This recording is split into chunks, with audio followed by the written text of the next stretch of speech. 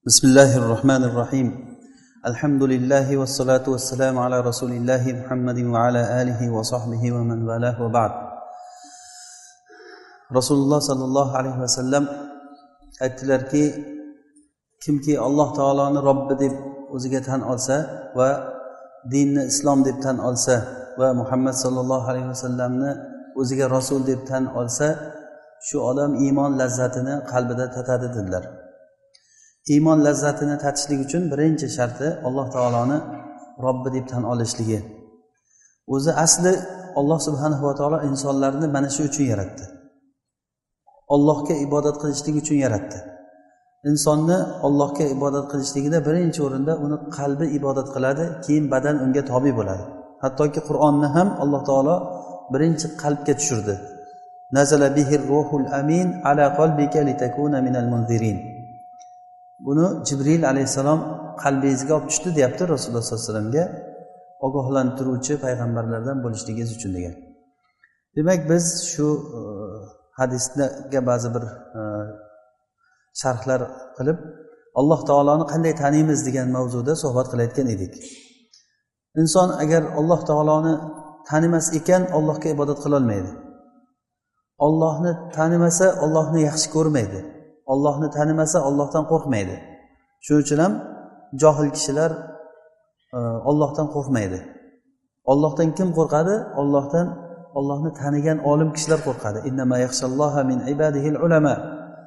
Bandalar ichida Allohdan olim kishilargina Allohdan qo'rqadi. Allohni tanigan odam Allohni yaxshi ko'rmasligi mumkin emas. Bu bir-biriga mutolazim bo'lgan narsa. Allohni tanisa iloji yo'q Allohni yaxshi ko'rib qoladi.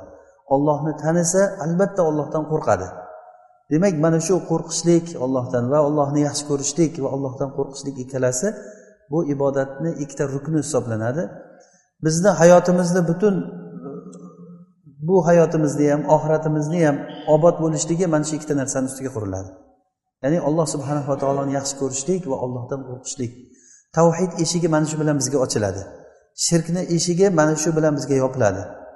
Mana bu biz uchun juda ham muhim bo'lgan ilm. Hammamiz bunga e'tibor qaratishligimiz juda kerak bo'ladi. Shuning uchun Alloh taoloni tanishlik uchun biz Allohni qanday taniymiz? Alloh taoloni o'zini kitobidan ko'ra tanitgan narsa yo'q. Alloh o'zini kitobida o'zini tanitdi. O'zini sifatlarini aytdi. Mana kechagi darsimizda biz Allohni Rahman sifati haqida aytgan edik. Rahman sifati bu Rahmon ismi Alloh taoloni rahmat sifati bor ichida bunda. Rahmat sifatiga ega bo'lgan zot Alloh taolo. Mana bu ismni Alloh taolo o'zini kitobida bir necha o'rinda takror aytdi. Hatto 57 ta o'rinda o'zini Rahmon deb Alloh taolo ismladi. Nega ko'p ismlagan? Odamlar bilsinki, Alloh taoloni Rahmon ekanligini. Allohni biz ibodat qilayotgan Robbimiz, bizning Robbimiz rahmat egasi. Allohning rahmati butun hamma narsani qamrab olgan. Va rahmati vasiat kulli shay.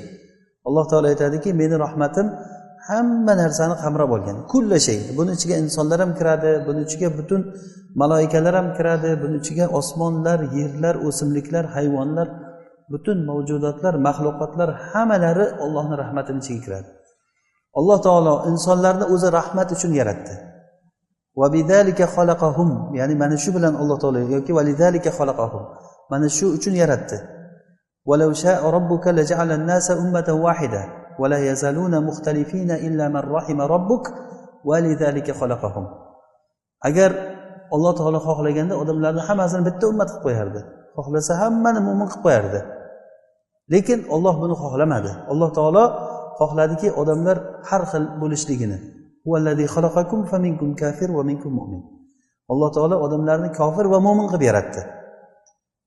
Illa Alloh rahim qilgan kishilar bu to'g'ri yo'ldan chiqmadi. Valizalika xalaqahum, valizalikani ba'zi tafsirlarda, ya'ni buni tafsiri har xil aytgan ulamolar, bir tafsirda aytiladiki, valizalika degani valiyarhamahum xalaqahum. Alloh taolo odamlarni rahim qilishlik uchun yaratdi. Demak, yaratilishligimizdan o'zi Alloh taolo rahmat bilan yaratdi. Keyin biz kecha mana shu mavzular haqida gapirgandik, shu darsimizni davom ettiramiz bugun. Alloh subhanahu va taoloning rahmat sohibi ekanligini, Alloh taoloda rahmat sifati bor ekanligini biz qanday bilamiz? Biz buni koinotdagi asarlardan bilamiz, rahmat asarlaridan. Abu Hurayra rivoyat qilgan hadisda Rasululloh sollallohu alayhi vasallam aytdilarki, Alloh taolo rahmatni yaratgan paytda 100 ta juz qilib yaratdi. Va shundan 99 tasini o'zini huzuriga olib qo'ydi, bir juzini yerga tushirdi. Mana shu rahmat bilan hayvonlar bir-biriga rahm qiladi. Odamlar rahm qiladi, hayvonlar rahm qiladi. Hattoki hayvon o'zini bolasini bosib yormasligi uchun oyog'ini ko'tarib turadiki, bolasini bosib yormasligi uchun. Bu o'sha hayvondagi rahmatdan. Ba'zi bir hayvonlarni ko'ring, masalan, umuman bu rahmatni ko'rasiz. Hatto hayvon bo'lib turib o'shanda rahmatni ko'rasiz. Bu rahmat qayerdan paydo bo'ldi? Alloh taolo yaratgan. Demak, bu yaratilgan mahluqotlardagi rahmat, masalan, onadagi rahmatni ko'ring, bolaga nisbatan bo'lgan rahmatini. Ba'zan odam bir narsalarda achinarli holatlarda ko'rganingizda qalbingiz ezilib, ko'zingizga yosh keladimi? Mana bu sizdagi rahmat bu. Hatto Rasululloh sollallohu alayhi vasallam o'g'illari Ibrohim dunyodan o'tgan paytlarida yig'ladilar. Abu Bakr aytdiki, Rasululloh siz ham yig'laysizmi degan. O'zi yig'lashlikdan bizni qaytarasiz-ku, siz ham yig'laysizmi deganda Rasululloh aytdilarki, ko'z yoshi oqizadi, qalb xafa bo'ladi. Lekin tilimiz faqat Allohni rozi qilayotgan gapni gapiradi. Eng rahmat bilan tanilingan inson Rasululloh sollallohu alayhi vasallam bo'ladilar. Ya'ni juda ham rahimli kishi, hatto Allohning shahodati bilan. Allohning shahodati bilan azizun alayhi ma anittum harisun alaykum bil mu'minina raufur rahim. Rasululloh sollallohu alayhi vasallamning o'sha rahim sifati bilan Alloh taolo aytgan. Ya'ni mu'minlarga rahimlik degan.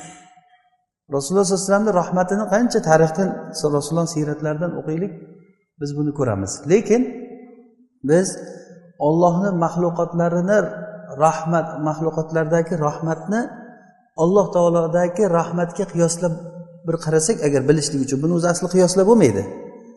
O'shanda biz bilamizki, agar maxluqki shunchalik rahimlik bo'lsa, buni xoliqi qanchalik rahimlik ekanligini. Rasululloh sollallohu alayhi vasallam Uhud jangidan keyin Abu Sufyonni la'natladilar. Allohumma mal'an Abu Sufyan. Ey Allohim, Abu Sufyonni o'zing la'nat qilgin. Val Harith ibn Hisham va Safvan ibn Umayya, o'shalarni la'natladilar. Ya'ni Rasululloh la'natladilar ularni. Nega? U Uhud jangida bilasizlar, musulmonlarning quloq burunlarini qirqqan, Rasulullohning amakilari Hamzani quloq burnini qirqqan, qornlarini yorib, ichaklar, jigarlarini chiqarib nima qilgan, musla qilganlar ular. Juda ham bir yomon holatlar bo'lgan. O'shanda Rasululloh sollallohu alayhi vasallam xafa bo'ldilar va Abu Sufyonni la'natladilar va Haris ibn Hishamni, Safvan ibn Umayyani la'natladilar. Shunda Alloh taolo oyat tushirdiki, laysa laka minal amri shay'un aw yatuba alayhim aw yu'adhibahum. Sizga ishdan hech narsa yo'q. Siz birovni la'natlab, kim odam do'zaxi, kim jannati bo'lishligi sizga emas degan. Siz faqat da'vat qiling degan. Shunda Rasululloh sollallohu alayhi vasallam bundan to'xtaldilar. Haligi la'natlagan uchalasi ham iymon keltirgan. Radhiyallohu anhum ajma'in. Ya'ni hozir yer kurrasidagi hamma odamdan ko'ra afzal deyishimiz mumkin Abu Sufyonni. Hozir yer kurrasidagi hamma odamdan ko'ra Haris ibn Hishamni, Safvan ibn Umayyani bilasizlar, Rasulullohni o'ldirishga qasd qilgan odam. Rasulullohni o'ldiraman deb bir kuni o'tirib, nimada Makkada gaplashib o'tirgan paytda aytganki, men degan shu agar qarzlarim bo'lmaganda va shu bolalarim bo'lmaganda edi, borib Muhammadni o'ldirib kelardim degan. Chunki o'ldirishlikka menga hozir imkon bor, chunki Badr g'azotidan keyin uni asiri Rasulullohning qo'lida bo'lgan. Shuni qutqarish bahonasi bilan borib o'ldirib kelaman degan. Keyin u sherik aytganki, bo'ldi, seni qarzlaring ham menga, bola chaqang menga, o'zim bola chaqamga qaraganda qarayman, o'ldirib ket degan. Seni kifoyangni o'zim qilaman degan. Ikkov kelishgan, hech kim bo'lmagan boshqa. Qilichini zaharlab turib chiqib ketgan, Makkaga kelgan. Makkaga kelgandan keyin Rasulullohning oldiga kirganda, Rasululloh nimaga qilich ko'tarib kelding deganda, bu qilichda o'zi keragi ham yo'q-ku, endi ko'tarib yurmasak bo'lmaydi bu degan. Haligi asirga tushgan odamini qutqarib ketishlik uchun, lekin maqsadi Rasulullohni o'ldirish bo'lgan. Shunda Rasululloh sollallohu alayhi vasallam to'g'risini gapirgan, sen meni o'ldirishga kelgansan. Sen falonchi bilan o'tirib, toshni ustida o'tirib ikkovlaring gaplashdinglar. Sen qarzingni aytding, bola chaqang ko'pligini aytding. U seni hamma kifoyangni qilaman dedi. Shuning uchun kelding shu yerga degan. Mana shu odam, ya'ni Rasulullohni o'ldirmoqchi bo'lgan odam. Lekin o'sha odam hozirgi yer yuzidagi odamlar jamlasak ham yaxshimi shulardan? Iymon keltirdi, sahobiy bo'ldi. Alloh taolo o'zini rahmatiga oldi. Odamlarga qo'yib bersangiz, odamlar xuddiki haligi arobiyga o'xshab ketadi bir qarashda. Allohumma arhamni va Muhammada va la tarham ma'ana ahada. Ey Allohim, men bilan Muhammadni rahm qil, boshqa hech kim rahm qilma deydi. Lekin ish bizga emas. Rahm qilishlik kimga? Robbul alaminga. Alloh taolo siz bilan bizga, hammamizga o'zimizni onamizdan ko'ra, otamizdan ko'ra rahmliroq. Shunga biz iymon keltirishligimiz kerak va mana shu ishonch bilan yashaylik, mana shu ishonch bilan o'laylik. Alloh taolo rahimli zot. Allohning rahmatidan yana ko'p takror aytyapmiz mana shu majlislarda o'tirishligimiz. Allohning rahmatidan bizni boshlab inson bo'lishligimiz, aqlli odam bo'lishligimiz, mana shuncha chiroyni, go'zallikni berganligi, iymon ne'matini berganligi, ilm ne'matini berganligi, haq ustida sunnatga amal qilishlikka bo'lgan qiziqishlik, rag'bat, nima qilsam men Rasulullohga ergashgan bo'laman, nima qilsam Robbim mendan rozi bo'ladi deb yuribsizmi? Mana shu narsa sizga bo'lgan Allohning rahmatidan bu. Agar shu yo'lda inshaalloh mana shu ishonch bilan, mana shu Allohga bo'lgan gumon bilan dunyodan o'tilinsa, inshaalloh bu oqibat yaxshi degani.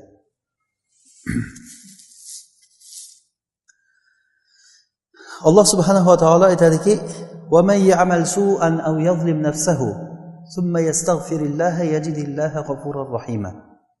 Kim agar bir yomon ishni qilsa, bir gunoh ishni qilsa, keyin tavba qilib Allohdan istig'for so'rasa, albatta Allohni kechiruvchi zot deb topadi.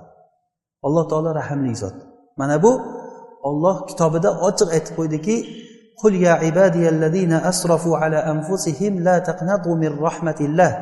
Innalloha yaghfiru zunuba jami'a innahu huval g'afurur rahim." Ey haddidan oshgan bandalarim, haddidan oshgan bandalarim deyapti. Ibadiy degani bu meni bandalarim. Alloh taolo gunohkor bandalarga qarab aytayapti. Ey haddidan oshgan bandalarim, Allohning rahmatidan noumid bo'lmanglar. Alloh taolo hamma gunohlarni kechiradi. Lekin sharti va anibu ila robbikum va aslimu lah. Allohga qaytinglar va Allohga taslim bo'linglar. Qachongacha davom etasiz zulmda? Qachongacha kufrda, gunohda davom etasiz? Agar shu gunohda paytda odam o'lib qolsa nima bo'ladi? Allohning rahmati kengligidan insonga imkon berdi. Shuncha umr berdi. Ba'zi bir odamlarga Alloh taolo bir umr beradiki, qani shu tavba qiladimikan? Qani shu nima qilar ekan deb tur. Yoshi 60 ga kiryapti, yoshi 70 ga kirib ham, yoshi 70 dan oshib ham zulmdan to'xtamagan odamlar, ular ham Allohning bandalari ular. O'shalarga ham qarata Alloh taolo qancha zulm qilayotgan odamlarga Alloh taolo qaratib aytayaptiki: "Ey bandalarim, to'xtanglar" degan. Bir kuni kelib qoladiki, keyin pushaymon bo'lasizlar. Qaytaringlar meni, ey Robbim, orqaga qaytaring, qaytar meni deydi, lekin unda kech bo'ladi. Alloh taolo qaytarmaydi. Shuning uchun ham Allohning rahmatidan, xosatan mana shunday kunlarda biz umid qilib Allohning rahmatiga erishib qolishligimiz kerak. Yana Alloh taolo aytadiki: "Kataba robbukum ala nafsihi rahma." Robbingiz Alloh o'ziga rahmatni kataba degani men albatta rahm qilaman deb turib yozib qo'ygan degan. Ya'ni o'zi asli Alloh taolo Allohning ustida hech kim vojib qila olmaydi. Alloh taolo o'zi buyruq beruvchi zot. Lekin Alloh shunday zotki, rahm qilishlikni yaxshi ko'radigan zot. Rahm qilishlikni o'ziga o'zi Alloh taolo men rahm qilaman deb va'da berib qo'ydi. Allazina yahmiluna al-arsha wa man hawlahu yusabbihuna bihamdi robbihim va yu'minuna bihi va yastaghfiruna lillazina amanu robbana wasi'ta kulla shay'in rahmatan va ilma. Ya'ni arshni ko'tarib turadigan farishtalar, ular iymon keltirgan mu'minlarning haqqiga duo qilib turadi va Allohga iymon keltirishadi ular. Aytishadiki: "Ey Robbim, har bir narsani sen rahmat bilan o'zing egallab olding" degan. Demak, har bir narsaga Alloh taoloning rahmati tushgan. Allohning rahmati tushganligi uchun inson yaxshi yashaydi. Agarda Allohning rahmati tushmasa, bu inson qanchalik moli dunyosi ko'p bo'lsa ham yaxshi yashay olmaydi. Ya'ni ozroq dunyoda la'nati bo'lib o'tib ketib qoladi, Alloh asrasin. Ya'ni shunaqangi odamlar borki, uni hamma la'natlaydi. Butun odamlar la'natlaydi insonlarni. Shunday bir insonlar borki, unga hamma rahm so'raydi. Buxoriy desa rahimahulloh. Buxoriy rahimahulloh. Mana qarang Allohning rahmatini. Shu odamlarga Allohning rahmati tushgan odamlar. Birorta odamni eshitmaysizki, Buxoriy desa alayhi rahimahulloh. Ya'ni alayhi rahmatulloh. Unga Allohning rahmati bo'lsin. Buxoriy rahimahulloh deb necha marta aytiladi. Mana bu Allohning rahmatidan. Shunaqa odamlar ham yashab o'tib ketdi. Yoshlari nechaga kirib o'ldilar masalan Buxoriy. 60 dan oshib dunyodan o'tdilar, 63 ga kirib-kirmasdan. Lekin qiyomat kunigacha Buxoriy rahimahulloh yoki Rasulullohning ashoblarini ayting, sahobalarni radhiyallohu anhum ajma'in, har bir odam qiyomatgacha ularni eslab duo qilamiz. Abu Bakr necha marta eslanadi, Umar necha marta eslanadi, Abu Hurayra, Oysha, sahobalar, ularga Allohning rahmati bo'lsin, Alloh ulardan rozi bo'lsin. Mana bu Allohning rahmatidan bu. Mana bunaqangi odamlar ham bor, lekin ba'zi bir odamlar borki, mana Fir'avn alayhi la'na. Qancha yashadi u? Fir'avn alayhi la'na. Hamma odam la'natlaydi uni. Ulaika alayhim la'natullohi val malaikati wan nasi ajma'in. Ana ularga Allohning la'nati bo'ladi, malaikalarning la'nati bor va butun insonlarning la'nati bor unaqa odamlarga. O'sha ham bizga o'xshagan inson bo'lgan. Alloh imkon berdi unga ham, lekin hayotdan o'tib ketdi. Mana shunday bizning ham hayotimiz o'tib ketadi. Bu misollarni Alloh taolo keltirdi nima uchun? Biz bulardan ibrat olishligimiz uchun. Odamlar bor rahmatga erishib o'tib ketdi, odamlar bor la'nat bilan o'tdi dunyodan. Va utbi'u fi hadhihi ad-dunya la'na. Ular shu dunyoda o'zi ularning orqasidan la'nat ularga ergashtirib qo'yildi. Va yawmal qiyamati hum minal maqbuhin. Qiyomat kuni ular eng yomon odamlar hisobidan. Maqbuh ya'ni gapirsa o'chir ovozingni, gapirma sen deydigan odamlardan. Ularning gapiga quloq solinmaydi. Ularning uzrlari qabul qilinmaydi.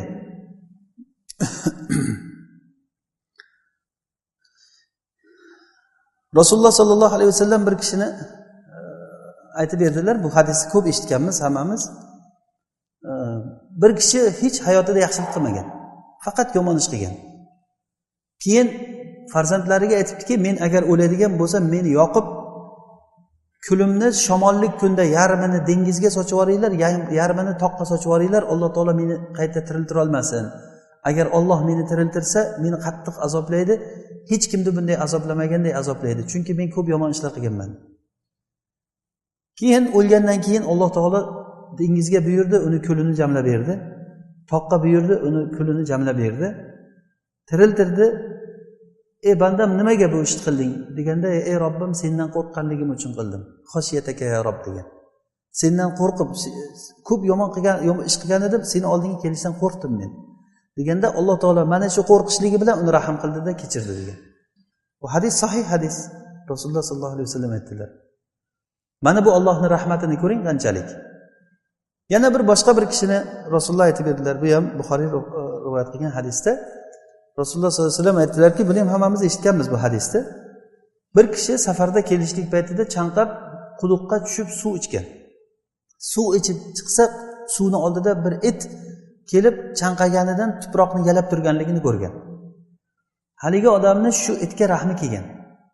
Itga rahmi kelib turib, oyoq kiyimini yechib, mahsisini og'ziga tishlab, quduqning ichiga tushgandan keyin quduqdan suv olib, og'ziga tishlab, mahsisini quduqdan chiqib shu itga suv bergan.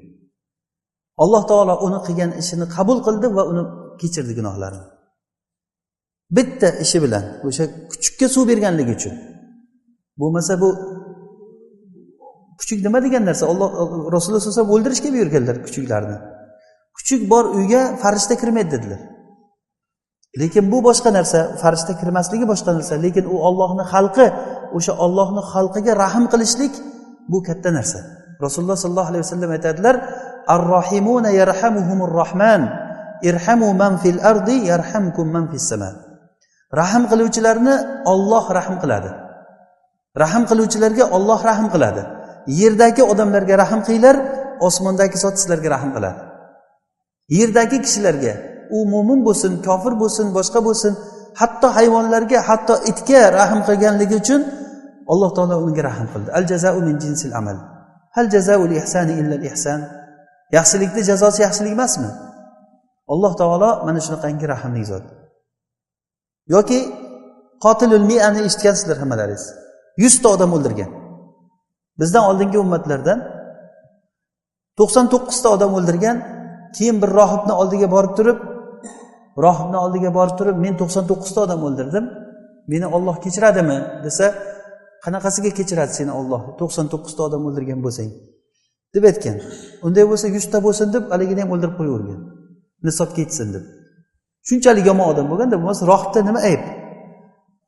Odam boshqa bir odam emas, boshqa narsani unchalik o'ldira olmaydi-da, usta bo'lsin deb. Shunchalik oddiy bo'lgan unga odam o'ldirish. Keyin yana qalbidan bir tavba qilgisi kelib turib, boshqa bir rohibni oldiga borgan. Men 100 ta odam o'ldirdim, Alloh meni kechiradimi desa, nimaga kechirmaydi? Allohning rahmati keng. Lekin sen tavba qildan keyin yashab turgan qishlog'ing yomon qishloq. Bu odam qayerdan bildi uni qishloq yomonligini? 100 ta odam o'ldiradi-yu, o'sha qishloqda yashab yuribdi, uni qo'lidan hech kim qaytarmadimi? Demak, u qishloq o'zi tamom bo'lgan odamlar degan hammasi. Sen u qishloqni tashladan keyin yaxshi joyga o't. Mana bu yomon joyni tashlab yaxshi joyga o'tib ibodat qilishlikning foydalaridan biri. Shunda bu odam tashlab yo'lda ketishda jonini olgan. Rahmat faristalari bilan azob faristalari uni ruhini olishlikka talashib qolgan. Azob faristalari aytdiki, bu bizniki, bu 100 ta odam o'ldirgan bu. Rahmat faristalari aytdiki, yo'q, bu tavba qilgan bu. Alloh taolo aytdiki, ular o'rtalarida yerni hakam qilinglar. Agar qaysi qishloqqa yaqinroq bo'lsa, o'shanga hukm bo'lsin. Yaxshi qishloqqa yaqin bo'lsa, yaxshilarga qo'shinglar, yomon qishloqqa yaqin bo'lsa, yomonlar bilan ketsin. Keyin haligi yomon qishloqqa Alloh taolo aytdiki, uzoqroq bo'lgin dedi, yaxshi qishloqqa yaqinroq bo'lgin dedi. O'lchashganida bir ziro yaxshi qishloqqa yaqin chiqqan, shu bilan rahmat faristalari uni ruhini olib ketdi. Umrida biror yaxshilik qilmasdan jannatga kirib ketdi. Bu Allohning rahmati emasmi bu? Bu Allohning rahmati bu. Alloh taoloning rahmati keng. Biz rahim qilaylik, shu yerdagi odamlarga rahim qilaylik, bir-birimizga rahim qilaylik. Shoyatki Robbimiz bizga rahim qilsa. Bu Rasululloh sollallohu alayhi vasallamning hadislari. Yerdagi kishilarga rahim qilinglar, sizlardan osmondagi zot rahim qiladi. Irhamu man fil ard yarhamkum man fis sama. Yerdagi kishilarga, erlar xotiniga rahim qilsin, qayinnalar keliniga rahim qilsin. Hammaga yaxshi muomala qilgan qayinnalar keliniga qolganda bag'ri tosh bir insonga aylanib qoladi. Hammaga yaxshi, faqat keliniga qolganda o'sha allergiyasi bo'ladi. Yoki hammaga yaxshi bo'ladidan keyin qo'shnisiga yomon bo'ladi ba'zi odamlar. Negaligini o'zi ham bilmaydi. Demak, shu paytda mana shu hadisni eslaylik. Rahim qilaylik. Shoyatki Alloh taolo bizni shu rahmimiz uchun rahim qilsa. Bitta itga rahim qilgan kishini Alloh taolo rahim qildimi? Bitta itga bu Allohning rahmati keng. Rasululloh sallallohu alayhi vasallam aytadilar, bu muttafaqun alayhi Buxoriy va Muslim rivoyat qilgan hadisda, bizdan oldingi ummatlarda bir kishi bor edi, tijoratchi odam edi. O'zini xizmatchisiga aytar ediki, vakiliga, ya'ni nimaga ishlarni qiladigan xizmatchilariga aytar ediki, agar sizlarning oldilaringga bir qiynalgan odam kelsa, uni o'tvaveringlar. Agar bir odam kelib osonlik bilan pul bersa, oylar, agar ahvolim qiyin desa, o'tvaringlar holatini deb aytar edi.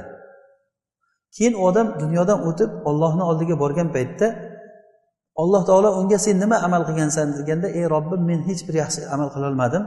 Faqat bitta amalim bor, odamlardan o'tib yorardim men.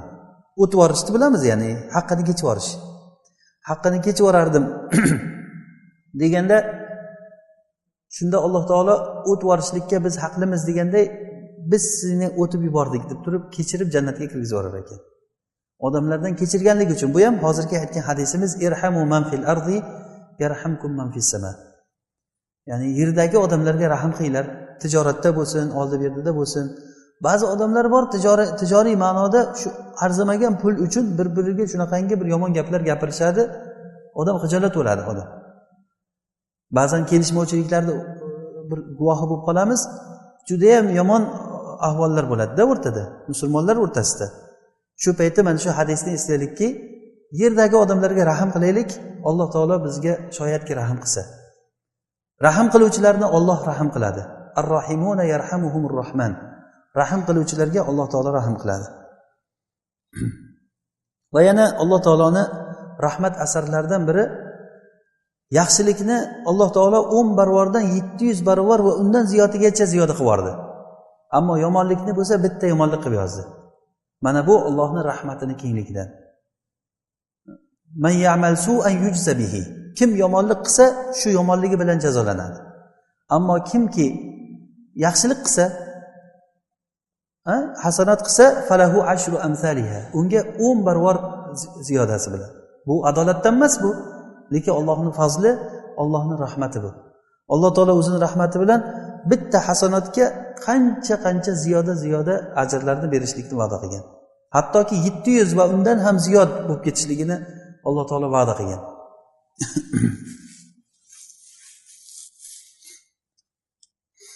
Rasululloh sollallohu alayhi vasallam aytdilarki, bu hadis muttafaqun alayhi hadis, Buxoriy va Muslim rivoyat qilgan hadisda, bir odam yo'lda ketayotgan paytda bir tikanni musulmonlarni yo'lidan olib tashladi.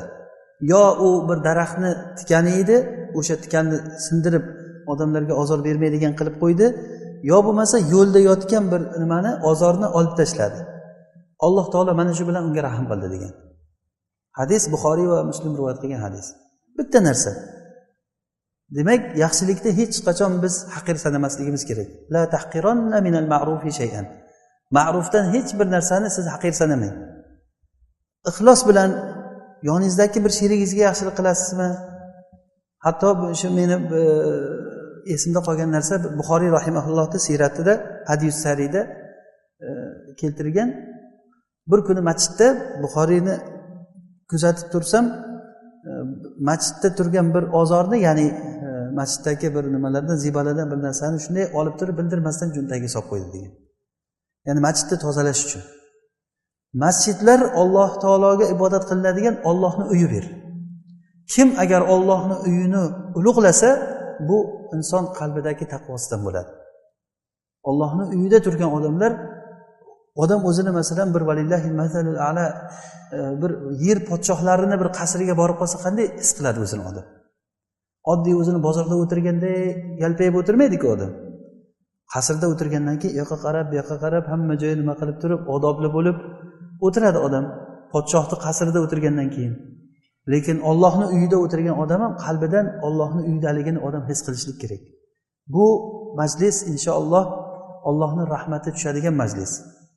Farishtalar rahmati bilan o'rab turadigan majlis. Allohning rahmati bilan farishtalar o'raydi. Ya'ni bu majlisga sakinat tushadigan majlis.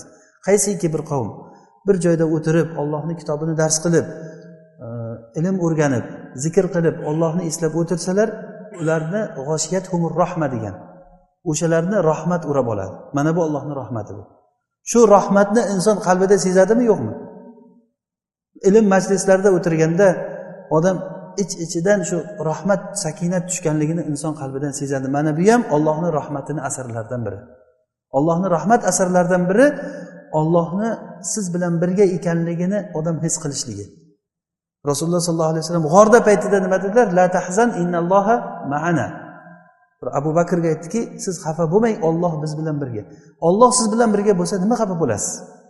Demak, Allohning ma'iyatini, Allohning birga ekanligini bilishlik xafa bo'lishlik bilan teskari narsa. Pulingiz yo'q bo'lsa xafa bo'lmang, Alloh siz bilan birga bo'lsa yetadi. Alloh u bilan birga bo'lgan odam nima yo'qotdi? Allohni yo'qotgan odam nimani topdi? Allohdan uzoqlashgan odam, Allohga dushmanchilik qilgan odamlar xursand bo'ladiki, men yaxshi yuribman, odamlardan zo'rman, pulim ko'p, yo mansabim katta deyishligi mumkin, lekin bir vaqt kelgan paytda juda qattiq afsus edi bunday odamlar. Demak, bu biz uchun eng birinchi narsa Alloh taoloni mana shu tanishligimiz bilan bo'ladi. Allohni agar biz qalbimiz bilan tanisak, bu muolajani, bu kasallikni davosi shu. Allohni tanishlikda. Allohni rahmat sifati bilan hozirgacha biz mana aytib o'tdik, Alloh taoloning rahmat sifati, Alloh taoloning Vahhab sifati, Allohning Karim, Alloh taolo G'oniy zot. Mana bu sifatlar hammasi sifatul jamal deyiladi. Alloh taoloning go'zallik sifatlari. Allohning go'zallik sifatlarini qanchalik o'qib o'rgansak, biz Robbimizni mana shunchalik yaxshi ko'rib qolamiz. Agar Alloh taolo rahmati bilan odamlarni o'rasa, u odam hech narsani g'amini yemasin. Ibrohimni olovga tushgan paytda Allohning rahmati uradi, olov kuydirmadi. Ismoilga Allohning rahmati tushuvdi, otasi uni so'ygan paytda pichoq o'tmadi. Yunus alayhisalomga Allohning rahmati tushgan paytda, baliqning qornida paytda u muhaqqaq o'lim degani. Dengizga tushib, dengizda baliqning qorniga tushgan odam kim tirik qoladi deb o'ylaydi uni. Allohning rahmati bu. Allohning rahmati kelgan paytda mana shu paytda o'sha joydan omon chiqdi. Yusuf alayhisalomga Allohning rahmati quduqda paytda Allohning rahmati keldi. Otasini uyida yurgan paytda Yusuf alayhisalom otasini uyida agar yashab yurganda hech bir Misrga aziz bo'lib Misr podshosining eng ishongan odami bo'lamidi? Allohning rahmati xohlang qamoqxonada kelar ekan, xohlang zulmatda quduqda o'tirganda kelar ekan, biz bilmaymiz. O'sha uchun ham biz bitta narsani bilaylikki, Allohning rahmati bizni qamrab olgan. Qanday holatda bo'lsa ham, bizni har bir holatimiz biz uchun yaxshi. Mana shu turishimiz biz uchun yaxshi. Chunki Alloh bizga rahimli zot. Alloh taolo rahim qildi, mana shu holatga tushirdi. Xuddiki bu insonlarga valillahil masalul a'la, masalan, insonlarga qo'yib bersangiz, boshqacharoq bo'lishligini xohlaymiz. Kechagi misolda aytgandek, haligi bolani shal bo'lib yotgan bolani davolatib nima qilgandan keyin qancha gunoh ishlarni qilgan. Odam bir narsani hikmatini bilgandan keyin ha deb turib qadarga rozi bo'lishlik bu iymondan emas bu. Qadarga biz Allohning ishlariga biz hikmatini bilishdan oldin rozi bo'lishimiz kerak. Ana o'shanda mo'min odam bo'ladi. Shuni bilaylikki, Alloh taolo bizga arhamur rohimin. Alloh taolo hammamizni rahmati bilan o'rasin. Alloh taolo bu yashashda bizni rahmat bilan yashatsin. O'ladigan paytda Alloh taolo o'zining rahmatiga olsin. Agar Alloh subhanahu va taoloning rahmati tushadigan bo'lsa, biz hech narsa yo'qotmaymiz. Hayotda faqat yaxshilik bilan o'tasiz va xotirjam bo'laveringki, agar shu gumon bilan o'ladigan bo'lsangiz, inshaalloh Robbingiz huzuriga borganda Alloh taolo hech qachon bandani gumonidan teskari narsaga chiqmaydi. Ana inda zonni abdi bi. Alloh taolo hadis qudusiyda aytganki, men bandamni menga bo'lgan gumonidaman. Ya'ni bandam nima deb o'ylasa, sizlarning gumonlaringizda Robbilaringiz qanday? Nima deb o'ylaysiz? Alloh taolo sizni kechiradimi, yo'qmi? Agarda hozir dunyodan o'tayotgan bo'lsak, Alloh taolo bizga rahim qiladimi, yo'qmi? Inshaalloh umid qilamiz, Alloh taoloning rahmati keng. Alloh taolo butun rahmati bilan mahluqotlarda hammasini qamrab olgan zot. Inshaalloh Alloh taolo bizdan rahmatini darig' tutmaydi inshaalloh. Subhanakallohumma va bihamdik nashhadu an la ilaha illa anta nastaghfiruka va natubu ilayk.